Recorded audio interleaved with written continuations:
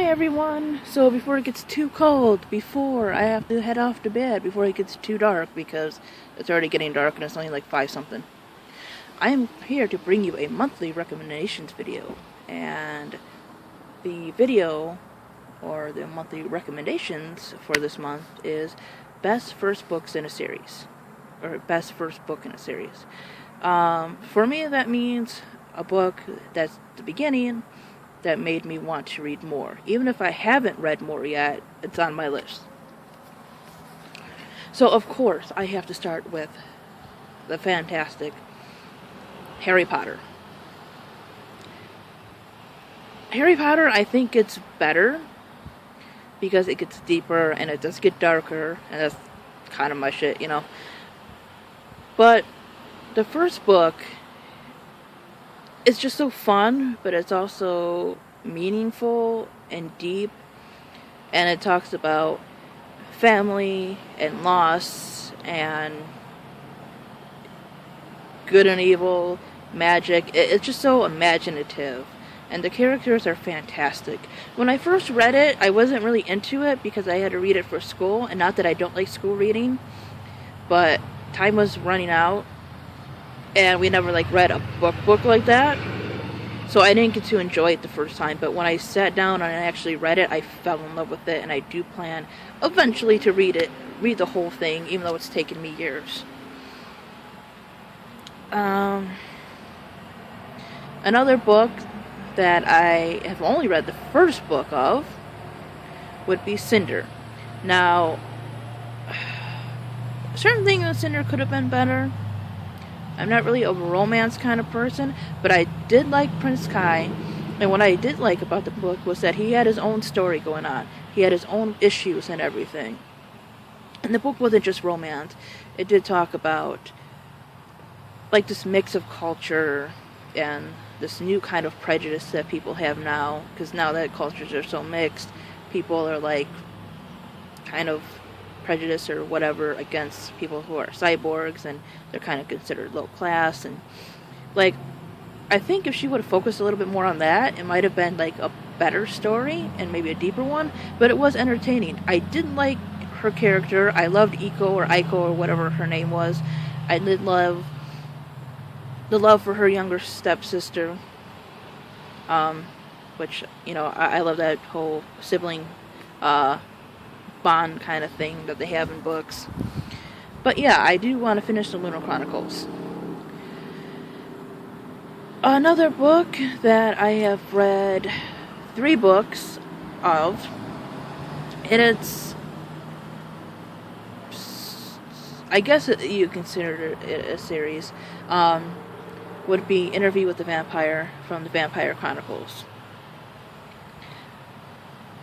Anne Rice, her writing style, the language and everything, I think is just unique and beautiful, and it's one of the few young adult books that I really loved, even though I kind of was liking Queen of the Damned better in its writing style and its flow. You can't deny that Interview with the Vampire is a great story, and her writing is just beautiful. The second book was okay, but I liked the first and the third one really good. And of course, there's a ton of books in that one I have to finish. Another one that I've only read 1 book of, and that I definitely want to continue because the concept is terrifying, yet interesting, still morbid though, would be Unwind. Now, this is a young adult dystopian novel. And it was actually the first book that I read on my Nook. And basically, it is a futuristic society where abortion is illegal, but people are allowed to kind of unwind their children. And there's this whole concept of being alive in a divided state, and it's told from the point of view, or the stories of 3 kids who are set to be unwound, and of course they're on the run and everything. And I gotta finish that series because, of course, I need to know what happens, but that one really drew me in, especially at the end, and it really, I think it's kind of a neutral thing. It really just is about life and everything, at least in my perspective, but it is a fantastic book. and I have to continue that series. A book that I would say is kind of girly and just for fun, and I haven't read any of these since maybe I've been 19, would be the Georgia Nicholson series. And the first book is Angus Thongs and Full Frontal Snogging, which is the British equivalent, basically, of making out. And it's just about this young teenage or youngish British girl and her friends and stuff. And like I said, it's nonsense, but it was fun. I definitely, of course, have to give a shout out to my absolute favorite book, The Hunger Games from the Hunger Games trilogy. I will always recommend this, just like I always recommend Harry Potter. The book, sibling, love of family, that bond, betrayal, prejudice, war, violence, the value of life. The book itself just touches on so much for a young adult book. And the series itself, of course, is not perfect. Nothing written by a human being is perfect. And of course, we all had our hang-ups about Mockingjay, but still, the first book, from the very first page, at least drew me in and everything. And if you haven't seen it, I've done my second chapter reading of that one. What else? I did enjoy The Maze Runner, and I will be continuing with that one. That one is a little bit more, it's supposed to be a dystopian, but you sort of kind of know that. Like, when you're reading the book, like, the books are out now and everything, so it's basically classified as a dystopian.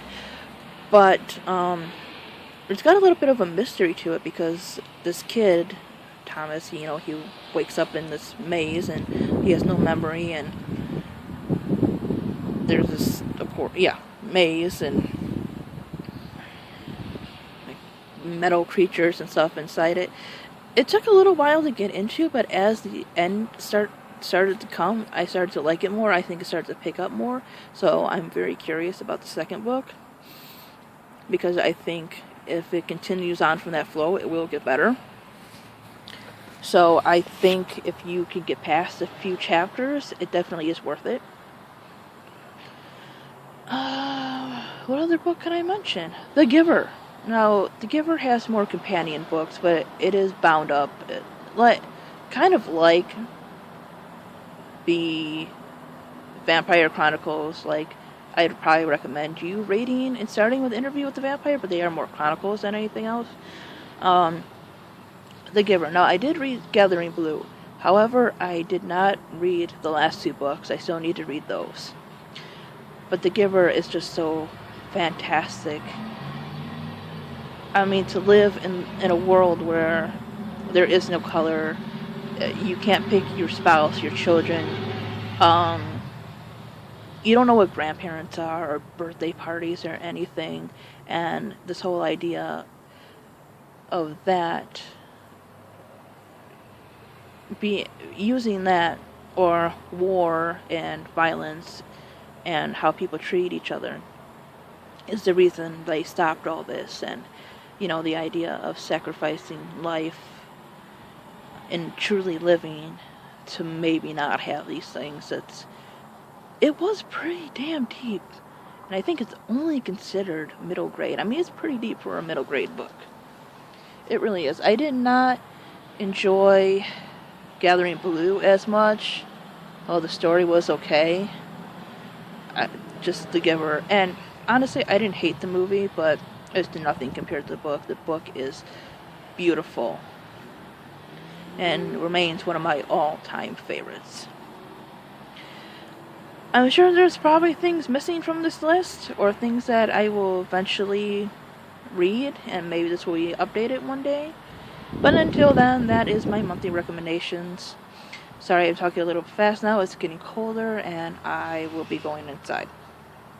So anyways, ignore my hair there. And I'll see you guys next time. Bye.